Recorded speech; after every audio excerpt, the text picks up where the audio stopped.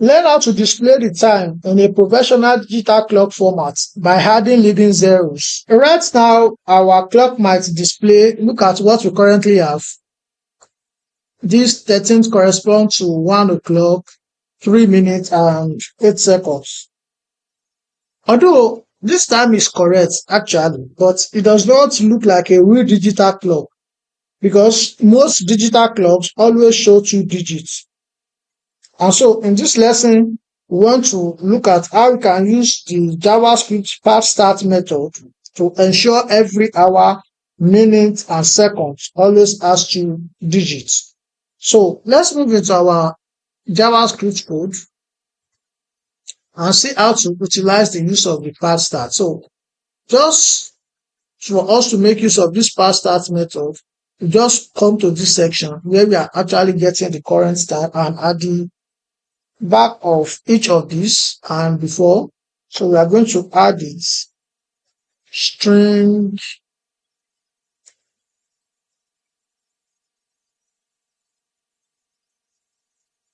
dot part start,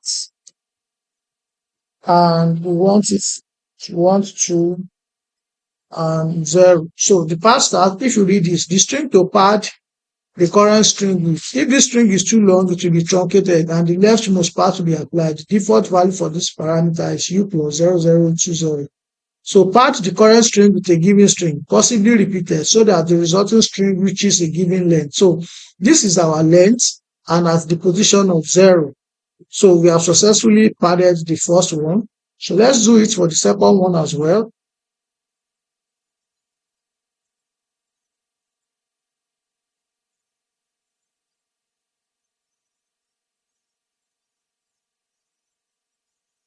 Dot pad start. And we're going to do the same thing for the last one. String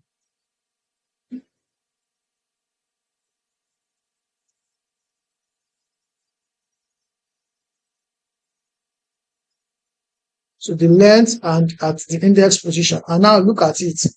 So just by adding the part start method, we have successfully formatted our time with using 0. So professional digital clocks, like we know, always display 2 digits, such as what you currently have on the screen. And so in order to achieve this, we successfully converted each number into a string using this string method. And then we use the part start method at the back in order to add this leading 0.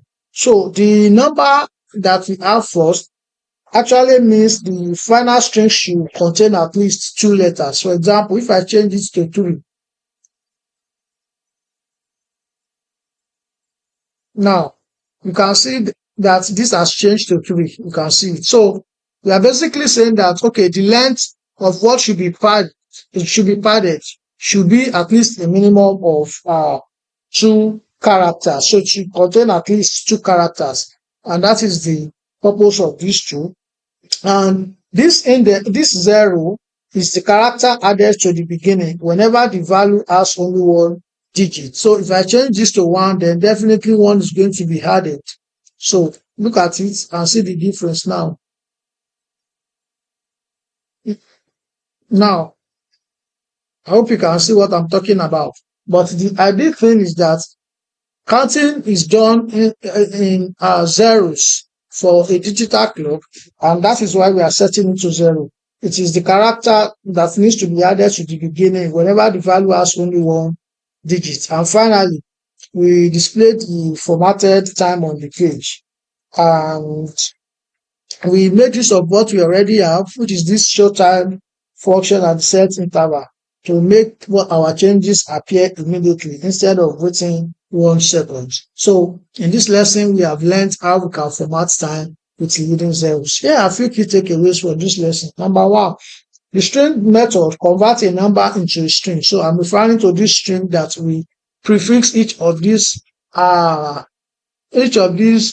hour, get minute, and get seconds with. Number 2, the part starts add a 0 to the beginning of single digit values.